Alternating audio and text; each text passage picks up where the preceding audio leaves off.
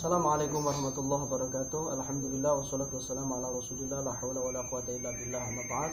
Kaum muslimin dan muslimat yang dirahmati oleh Allah Subhanahu wa taala, alhamdulillah masih berjumpa di hari yang keempat di bulan suci Ramadan ini. Mudah-mudahan kita tambah sehat dan tambah selalu meningkatkan ketakwaan dan keimanan kita kepada Allah Subhanahu wa taala.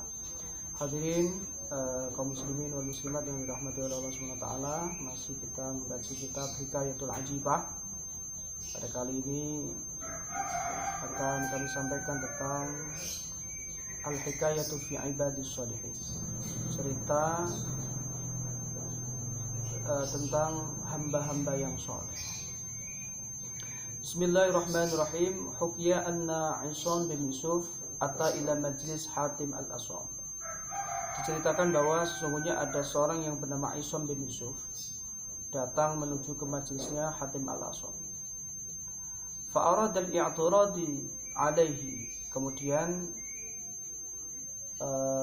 Isam bin Yusuf ini ingin meminta penjelasan kepada Hatim al-Asam. Faqala lahu ya Aba Abdurrahman kaifa tusalli. Wahai ayahnya Abdurrahman, maksudnya adalah Hatim al-Asam, bagaimana cara sholatmu? Fahawala Hatim wajhahu ila Isam wa qala lahu, ya.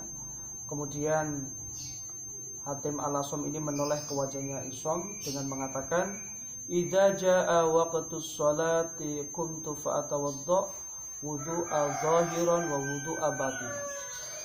Ketika datang waktu sholat, aku berdiri lalu berwudu dengan wudu zahir dan wudu batin.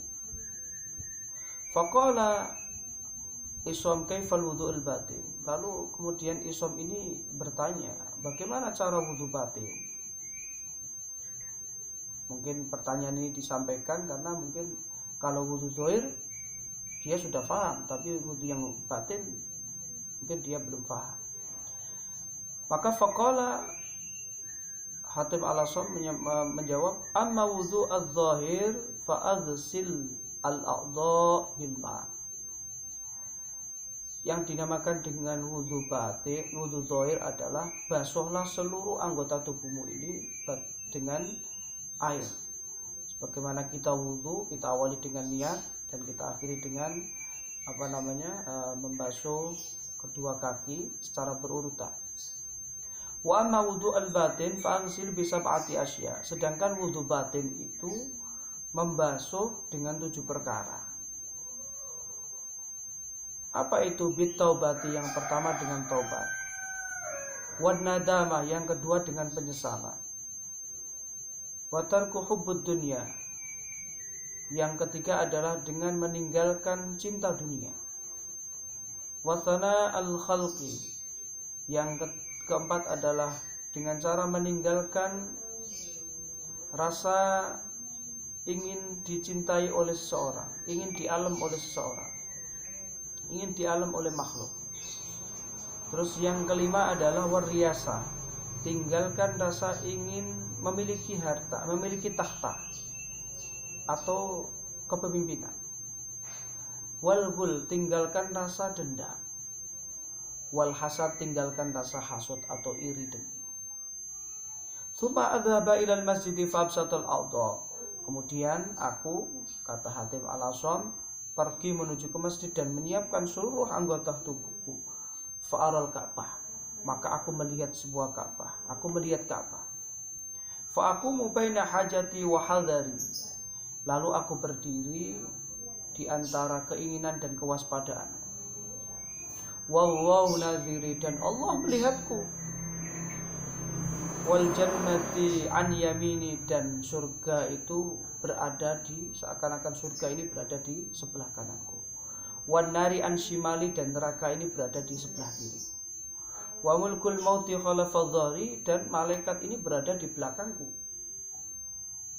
Wa ka'anna wadhi'u qadamai 'ala sirati, ya. Dan seakan-akan kakiku ini berada menuju ke siratal mustaqim.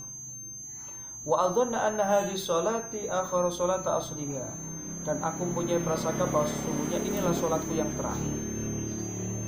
Tsumma anwa wa akbaru bil ihsan. kemudian aku berniat dan membaca takbir dengan sebaik-baiknya. Wa aqra'a dan membaca Al-Fatihah bitafakkur dengan tafakkur. Wa arka'a bitawadhu, ruku' dengan tawadhu atau rendah hati. Wa ajuda bitadarru, sujud dengan tadarru. Wa tashhuda birraja, dan bertasyahud dengan rasa mengharap. Wa aslama bil ikhlas, dan mengucapkan salam dengan ikhlas. Fahadi sholati mundu thalathina sanatan, dan inilah yang aku lakukan, inilah sholatku yang aku lakukan selama 30 tahun. Faqala lahu Isom, lalu Isom ini berkata, hadza syai'un la yaqdiru alaihi ghairuk wa baka bakaan syadida. Ini adalah merupakan sesuatu yang selainmu tidak akan mampu untuk melakukannya. Sehingga akhirnya Isom bin Yusuf ini menangis dengan nangis menjadi-jadi, dengan nangis yang berat. Maka dari cerita ini dapat kita ambil kesimpulan bahwa ketika kita ini menghadap kepada Allah, ketika kita ini bersujud kepada Allah, rukuk kepada Allah, sholat kepada Allah Subhanahu wa ta'ala, maka kita harus menggunakan seluruh tubuh kita. Dengan kita berwudu secara batin, dengan kita berwudu secara zahir, dan kita pun juga melakukan wudu secara batin. Artinya apa? Ketika kita menghadap kepada Allah, kita harus mempunyai rasa taubat, terus penyesalan. Ya, kita tidak memikirkan sesuatu kecuali hanya kita ini menuju kepada Allah Subhanahu wa ta'ala. Mudah-mudahan kita bisa melakukannya dan kita bisa melaksanakan apa yang cerita ini saya sampaikan, dan mudah-mudahan bermanfaat.